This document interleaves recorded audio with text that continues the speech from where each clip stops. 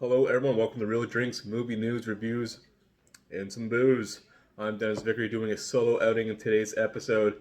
Due to COVID regulations, I can't really have any of my co hosts with me, so this episode is for those guys. Not too much to talk about today, just got a little bit of recent news, and I just want to talk about some of the good movies that came out in the year 2020. So let's get to it. Today's drink is good old Miller's Genuine Draft, one of my favorite beers to sip on. So, oh yeah, that's some good Genuine Draft. Let's get it started. Starting with the smallest bit of news I got today is that Ben Affleck is returning to the director's chair. He's going to direct for Disney. He's going to do a movie called The Keeper of the Lost Cities. I believe it's based off a book. I know nothing about it. Only reason why I'm bringing this up is because I love Ben Affleck as a director. He's done great movies. One of my favorite movies of all time is Argo, which won the best movie of the year it came out. Seems he has great directing talent. He did focus on acting recently. Obviously, he did the Batman roles, which he backed out of. I was excited when he was going to direct a Batman solo movie, but that's unfortunately not going to happen. Still getting Matt Reeves' project though. Looking forward to that as well. Um,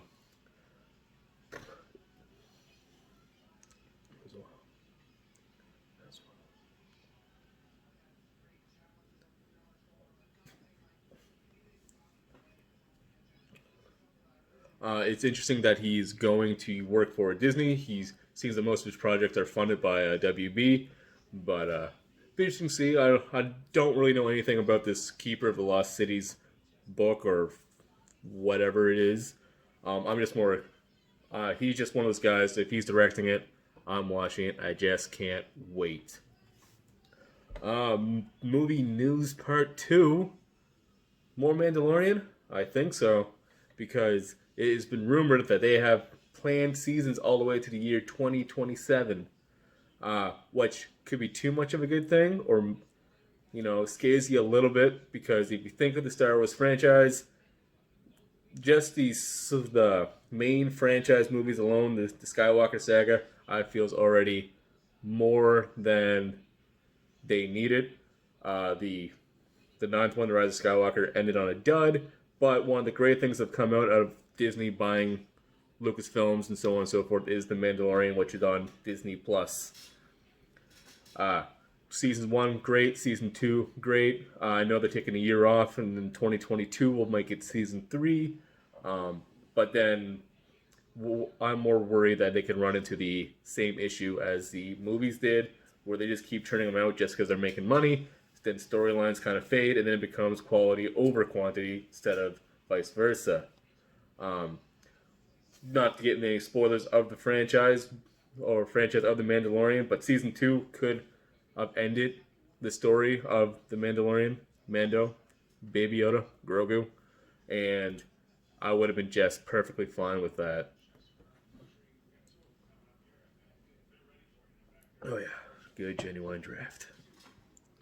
Movie news part three. Deadpool has been confirmed to be part of the MCU. As we all know, Fox sold their movie franchises to Disney a couple years ago, and there's been the questions of, are they going to keep any of them? Are they going to recast? So X-Men's still up in the air. We don't know what's going on with that franchise yet, and we probably won't until for another 3 or 4 years, in my opinion. The longer, the better. But we just got confirmation that Deadpool is staying the same. That Deadpool 3 will be part of the MCU, and Ryan Reynolds is set to return. Can't wait to see. What I think it should be is, I don't think Deadpool should be canon. I think it should be Deadpool's stories in the MCU, but they can do whatever they want, and they can change things. They can kill off characters, something funny, wacky. It's going to be rated R anyway, so you might as well just go nuts. But then also at the same time be like, none of it really happened. It's not canon. If so, what if he killed, I don't know, Iron Man, Captain America, bring them back just to kill them off, whatever. And the biggest news I got today, speaking of the MCU, could Chris Evans return as the one and only Captain America? It is Might happen, might not. Who knows? Uh, Reports come out that he is finalizing talks. He's signing the dotted lines to return as Captain America in a future MCU project, whether it's for the big screen or the Disney Plus series. But shortly after that was announced, Chris Evans on his Twitter said this was news to me. He didn't know, but I'm pretty sure we all know. Everyone in the MCU denies that they are in the MCU until they're in the MCU. So it'll be good to see. It could be good to see him. I figured it'd be a cameo thing. He's already Old Man Rogers. If he comes back in any present day stories, it has to be the Falcon and the Winter Soldier. Or a lot of people will think that there should be some sort of series about his times going back and bring back the Infinity Stones, which you never know. That could be it. But I feel we already got the perfect kind of closure for that character, so a small cameo is all we need. Just, he's still kicking around, still kicking ass, whether he's Captain America, Old Man Rogers. So, we all know 2020 is a year we want to forget. And we just want to move on, get rid of it, don't even talk about it again. Just 2021's all uphill from here. Kind of. But since we don't want to talk about 2020, I'm going to talk about 2020.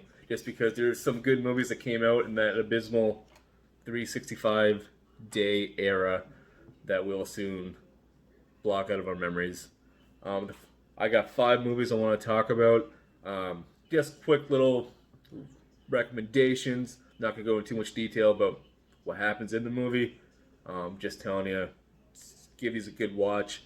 They're Real Drinks certified, all 5 of them. Yeah, that's right. That's a thing. Real Drinks certified. First movie I want to talk about is probably the first blockbuster that came out in 2020. It's Bad Boys for Life, the 3rd installment of the Bad Boys franchise. What makes this one so good is this one's not directed by Michael Bay. Yes, that's what makes it so much better. It's good seeing one of his projects made from someone else's point of view, perspective, but it might make it better. I think it's the best one of the 3 movies so far. Will Smith, Martin Lawrence, the chemistry's still there, still strong. Go watch it. It's on Amazon Prime. It's on Blu-ray. Nothing stopping you. Besides, depending on where you are, COVID. Movie 2 I want to talk about is a movie with a ridiculous title, which is the worst part of the movie. It is Birds of Prey and the Fantabulous Emancipation of One Harley Quinn.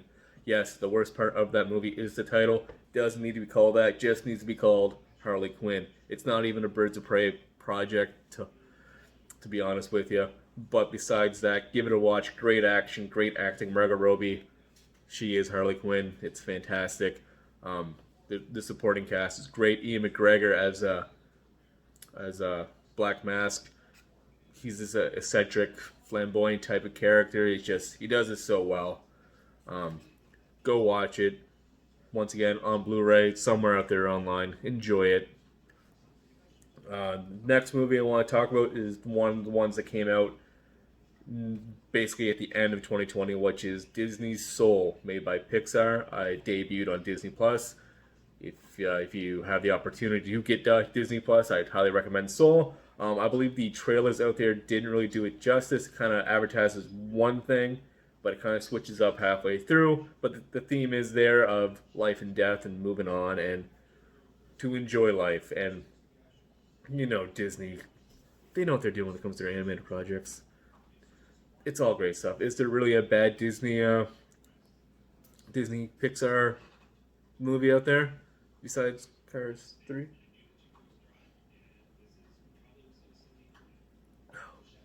Apparently Cars 3 makes me drink more. The last 2 movies I want to talk about are my top 2 of the year. Kind of on 2 ends of the spectrum here. We have The Invisible Man, directed by Leigh Whannell, starring Elizabeth Moss. Leigh Whannell, he is a fantastic up-and-coming director. He's kind of, I feel, on the same level as Jordan Peele in the horror genre. He also did a movie called Upgrade. This one here, he kind of brings that same kind of action horror vibe into The Invisible Man. Elizabeth Moss is fantastic.